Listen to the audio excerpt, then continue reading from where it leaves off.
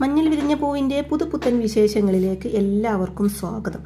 അങ്ങനെ പൂജയ്ക്കുള്ള സാധനങ്ങൾ വാങ്ങാൻ പറഞ്ഞയച്ച ഹരിയെ കാണാത്തത് കൊണ്ട് തന്നെ മഹേഷ് പറയുന്നുണ്ട്, എന്നാലും നമ്മുടെ മോൻ ഇങ്ങനെ ഒരു ചതി നമ്മളോട് ചെയ്തല്ലോ രാഗിണി, ഇനി എങ്ങനെ നമ്മൾ നാളെ പൂജ നടത്തുന്നൊക്കെ ചോദിക്കുമ്പോൾ മനഃപൂർവ്വം ഒരിക്കലും അവൻ അങ്ങനെ ചെയ്യില്ല, എന്തായാലും അവൻ വരട്ടെ, എന്താ അവൻ പറയുന്നത് നോക്കാന്ന് പറയുന്നുണ്ട് രാഗിണി.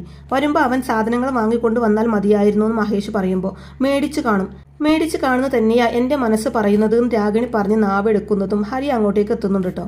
അപ്പോൾ ഹരിയെ കാണുന്നതും നീ എവിടെ പോയി കിടക്കായിരുന്നു, പൂജാ സാധനങ്ങളൊക്കെ എവിടെ നോക്കിയ മഹേഷും രാഗിണിയും കൂടെ ചോദിക്കുമ്പോൾ വാങ്ങിയില്ല എന്ന് ഹരി മറുപടി പറയുന്നതും അപ്പം മഹേഷ് കാരണം ചോദിക്കുമ്പോൾ കാരണമുണ്ടെന്ന് മാത്രം പറയുന്നുണ്ട് കേട്ടോ ഹരി.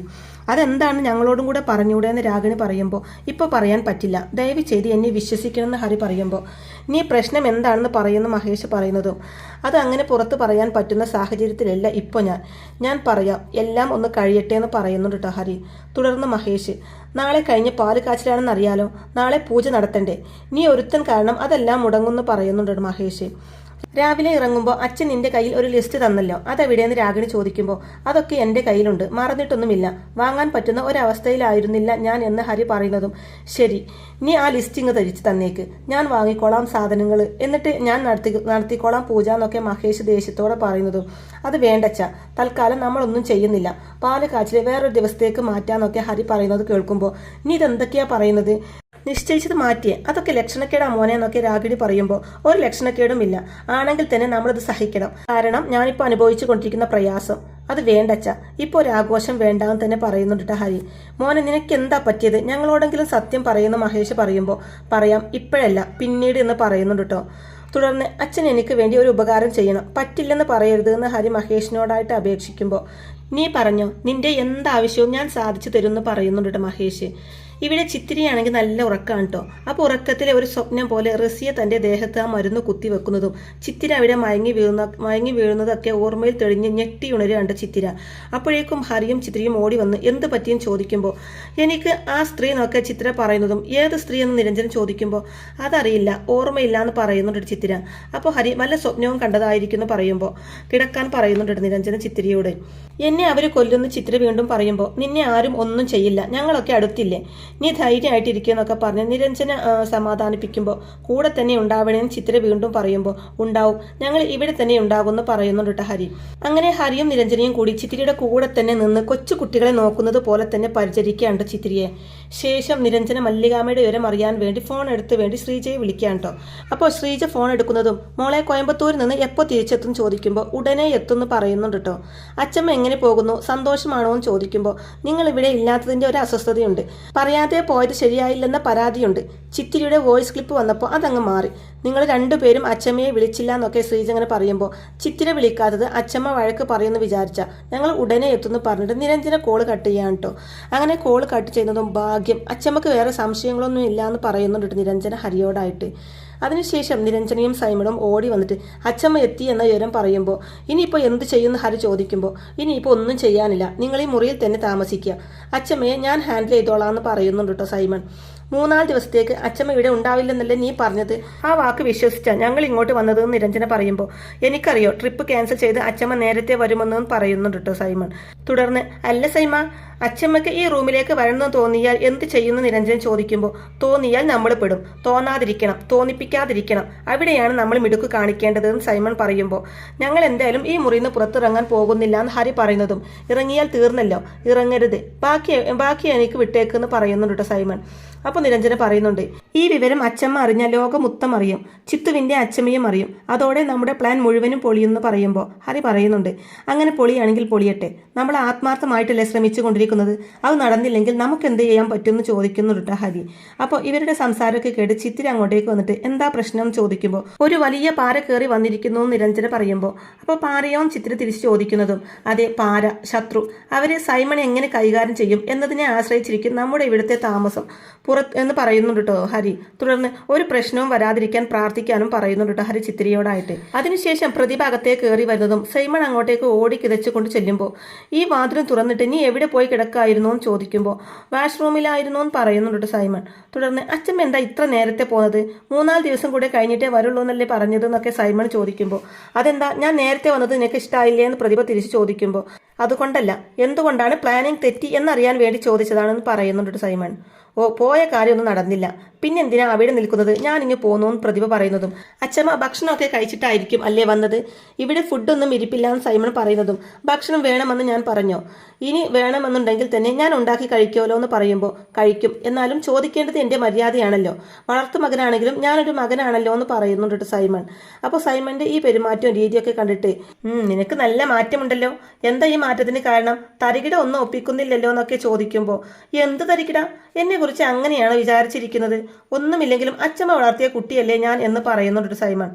തുടർന്ന് അച്ഛമ്മ കിടക്കുന്നില്ലേ എന്ന് ചോദിക്കുമ്പോൾ കിടക്കണമെന്ന് പ്രതിഭ പറയുന്നതും മുറിയൊക്കെ റെഡിയാക്കി വെച്ചിട്ടുണ്ട് എന്ന് സൈമൺ പറയുമ്പോൾ അതിന് ഞാൻ ഇന്ന് വരുമെന്ന് നിനക്ക് അറിയില്ലായിരുന്നല്ലോ എന്ന് പ്രതിഭ പറയുമ്പോൾ എനിക്കറിയായിരുന്നു ഇന്ന് വരുന്ന്, മനസ്സിലാരോ വന്ന് പറയുന്നത് പോലെ തോന്നിയെന്ന് പറയുന്നുണ്ട് സൈമൺ. അപ്പോൾ പ്രതിഭ വീണ്ടും നിനക്ക് എന്താ പറ്റിയത്, സംസാരത്തിലൊക്കെ നല്ല മാറ്റമുണ്ടല്ലോ, എന്തോ ഒളിപ്പിക്കാൻ ശ്രമിക്കുന്നത് പോലെ എന്നൊക്കെ ഇങ്ങനെ പറയുമ്പോൾ എന്തൊളിപ്പിക്കാൻ, അച്ഛമ്മക്ക് വെറുതെ തോന്നിയതാവുമെന്ന് പറയുന്നുണ്ട് സൈമൺ. അതിനുശേഷം കാണിക്കുന്നത് എത്ര നേരമായി ഈ മുറിയിൽ ഇങ്ങനെ അടച്ചിരിക്കാൻ തുടങ്ങിയിട്ട്, എനിക്ക് പുറത്തിറങ്ങണം എന്നൊക്കെ ചിത്ര നിരഞ്ജനയോടായിട്ട് പറയുമ്പോൾ അത് പറ്റില്ല ചിത്തു, നമ്മൾ ഇവിടെ ഒളിച്ച് താമസിക്കുകയാണ് ചെയ്യുന്നത് നിരഞ്ജന പറയുമ്പോൾ എന്തിനേയും ചിത്ര തിരിച്ചു ചോദിക്കുമ്പോൾ അതൊന്നും പറഞ്ഞാൽ നിനക്കിപ്പോൾ മനസ്സിലാവില്ല നിരഞ്ജന പറയുമ്പോൾ എനിക്കിതിനകത്തിരുന്നിട്ട് ശ്വാസം മുട്ടുന്നു എന്ന് പറയുന്നുണ്ട് ചിത്ര. അപ്പോഴേക്കും ഹരി അങ്ങോട്ടേക്ക് വന്നിട്ട് എന്താ ചിത്തു പറയുന്നത് എന്ന് ചോദിക്കുമ്പോൾ അവൾക്ക് പുറത്തിറങ്ങണമെന്ന് നിരഞ്ജന പറയുന്നതും അയ്യോ അതൊന്നും പറ്റില്ല, പുറത്ത് ഒരാൾ പിടിയാൻ കടുവയുണ്ട്, ആ കടുവ നമ്മളെ വിഴുങ്ങുന്നു പറയുമ്പോൾ കടുവയോ, നമ്മളിപ്പോൾ ജംഗിളിനകത്താണോ താമസിക്കുന്നത്, അതെന്തിനാ ഇവിടെ താമസിക്കുന്നത് എന്നൊക്കെ ചിത്ര ചോദിക്കുമ്പോൾ ചിത്തുവിനെ ചികിത്സിക്കേണ്ടേ, അതിന് ഇതാണ് പറ്റിയ സ്ഥലം എന്ന് ഹരി പറയുന്നതും എനിക്കും അടുത്തു എന്ന് ചിത്ര പറയുമ്പോൾ ഒക്കെ ശരിയാവും, കുറച്ചും കൂടെ കാക്കുമെന്ന് പറയുമ്പോൾ ഒന്ന് പുറത്ത് കൊണ്ടുപോ ചിത്ര വീണ്ടും പറയുമ്പോൾ എൻ്റെ ചിത്തു ഇപ്പോൾ രാത്രി ആരെങ്കിലും പുറത്തിറങ്ങാറുണ്ടോ എന്ന് ചോദിക്കുന്നുണ്ട് കേട്ടോ ഹരി. അപ്പോൾ ഉടനെ തന്നെ ചിത്ര ഞാൻ ഇറങ്ങാറുണ്ടായിരുന്നല്ലോ എന്ന് പറയുന്നതും ഞെട്ടലോടെ നിരഞ്ജന എപ്പോഴും ചോദിക്കുമ്പോൾ പണ്ട് ഞാനും പക്ഷേ ചിത്രയ്ക്ക് പിന്നീടൊന്നും ഓർമ്മ കിട്ടുന്നില്ല കേട്ടോ, പക്ഷെ ഞാൻ ഇറങ്ങാറുണ്ടായിരുന്നു എന്ന് വീണ്ടും പറയുമ്പോൾ ഓർക്കാൻ ചിത്തു കിട്ടും, എപ്പോഴാണ് ഇറങ്ങാറുണ്ടായിരുന്നതെന്ന് ഹരി ചോദിക്കുമ്പോൾ ചിത്ര എങ്ങനെ ഓർമ്മിച്ചെടുക്കുമ്പോൾ പക്ഷെ ചിത്രയ്ക്കൊന്നും ഓർത്തെടുക്കാൻ പറ്റുന്നില്ല. അപ്പോൾ എന്തൊക്കെയോ അവ്യക്തമായി നിന്റെ തലച്ചോറിൽ കൂടെ കടന്നു പോകുന്നുണ്ടല്ലോ എന്നൊക്കെ പറയുമ്പോൾ ഉണ്ട് എന്ന് പറയുമ്പോൾ എല്ലാം ശരിയാവും ചിത്തു, നിനക്ക് ഓർമ്മ തിരിച്ചു കിട്ടുമെന്ന് പറയുമ്പോൾ എത്രയും വേഗം അങ്ങനെ സംഭവിച്ചാൽ മതിയായിരുന്നു എന്ന് ചിത്രയും പറയുമ്പോൾ സംഭവിക്കും, അതിനുവേണ്ടി തന്നെയാ ഞങ്ങൾ ശ്രമിച്ചു കൊണ്ടിരിക്കുന്നത് എന്ന് ഹരിയും പറയുന്നുണ്ട് കേട്ടോ. അതിനുശേഷം രാഗിണി മഹേഷിനോടായിട്ട് അവനെന്താ നിങ്ങളെ മാറ്റി നിർത്തി പറഞ്ഞത്, എന്തുകൊണ്ടാ പാല് കാച്ചിൽ ഇപ്പോൾ വേണ്ടെന്ന് അവൻ പറയാൻ കാരണം എന്നൊക്കെ ചോദിക്കുമ്പോൾ അതൊന്നും എനിക്കറിയില്ല, ഒന്നും അവൻ വിട്ടു പറയുന്നില്ല, അവൻ പറഞ്ഞു ചിത്തിര അവളുടെ ജീവിതത്തിൽ ഇന്ന് വരെ നേരിട്ടിട്ടുള്ളതിൽ വെച്ച് ഏറ്റവും വലിയ വെല്ലുവിളി നേരിട്ടുകൊണ്ടിരിക്കുക ഇപ്പോൾ, ആ വിവരം മല്ലികച്ചിക്ക് പോലും അറിയില്ല, അവരറിയാതെ അവരത് പരിഹരിക്കാൻ ശ്രമിക്കുകയാണെന്നൊക്കെ മഹേഷ് പറയുമ്പോൾ ഏറ്റവും വലിയ വെല്ലുവിളിയോ, എന്തായിരിക്കും അത്, നമ്മളോട് അവന് പറയാമായിരുന്നില്ലേ എന്നൊക്കെ രാഗിണി പറയുമ്പോൾ ഞാൻ ഒരുപാട് ചോദിച്ചു, പറയില്ലെന്നൊരാൾ തീരുമാനിച്ചാൽ പിന്നെ എങ്ങനെ പറയിപ്പിക്കാൻ പറ്റും, എന്തോ ഗുരുതരമായ ഒരു പ്രശ്നമാണ്, അതാണ് പാലുകാച്ചിൽ മാറ്റണം എന്ന് അവൻ പറയാൻ കാരണമെന്ന് പറയുന്നുണ്ട് മഹേഷ്. തുടർന്ന് രാഗിണി അല്ല ചേട്ടാ, മല്ലികാമ ഇത് അറിഞ്ഞിരിക്കേണ്ടതല്ലേ, നാളെ എന്തെങ്കിലും പ്രശ്നമായ ശേഷം പറയുന്നതിനേക്കാളും എന്തുകൊണ്ടും നല്ലതല്ലേ ഇപ്പോൾ പറയുന്നത് എന്നൊക്കെ പറയുമ്പോൾ ഞാനും അത് ആലോചിച്ചതാ, പിന്നെ അത് വേണ്ടാന്ന് വെച്ചു, തൽക്കാലം നമ്മളിപ്പോൾ നമ്മുടെ മകനെ വിശ്വസിക്കാം, ഹരി തനിച്ചല്ല, ഹരിയുടെ കൂടെ നീരും ചിത്രിയും ഉണ്ട് എന്ന് പറയുന്നതും രാഗിണി ഞെട്ടലോടെ അപ്പോൾ അവർ രണ്ടുപേരും വീട്ടിലില്ലേ എന്ന് ചോദിക്കുമ്പോൾ ഇല്ല എന്ന് പറയുന്നുണ്ട് കേട്ടോ. അവർ 3 പേരും കൂടെ എവിടെയാ താമസിക്കുന്നതെന്ന് ചോദിക്കുമ്പോൾ അതൊന്നും എനിക്കറിയില്ല രാഗിണി, അതൊക്കെ രഹസ്യമാണെന്ന് അവൻ പറയുന്നത്. തുടർന്ന് അവരുടെ പ്രശ്നങ്ങൾ മാറാൻ വേണ്ടി വഴിപാട് ചെയ്യാനും പറയുന്നുണ്ട് മഹേഷ് രാഗിണിയോടായിട്ട്. അതിനുശേഷം കാണിക്കുന്നത് പ്രതിഭ രാവിലെ എഴുന്നേറ്റ് റൂമിൽ നിന്ന് പുറത്തിറങ്ങുന്നതും സൈമൺ കോഫി ഉണ്ടാക്കി കൊണ്ടുവന്ന് കൊടുക്കുകയാണ് കേട്ടോ. അപ്പോൾ അത് കാണുന്നതും പ്രതിഭ പറയുന്നുണ്ട് നിനക്കിതെന്ത് പറ്റി, മുമ്പ് ഒരിക്കലും നീ എനിക്ക് ഇതുപോലെ ചായ ഉണ്ടാക്കി തന്നിട്ടില്ലല്ലോ എന്നൊക്കെ പറയുമ്പോൾ ഓരോന്നിനും ഓരോരോ സമയമുണ്ടല്ലോ അച്ഛമ്മയെന്ന് പറയുമ്പോൾ അത് ശരിയാണെന്ന് പറഞ്ഞിട്ട് കോഫി വാങ്ങി മുകളിലേക്ക് പോകാൻ തുടങ്ങുന്നതും സൈമൺ പ്രതിഭയെ തടയാണ് കേട്ടോ.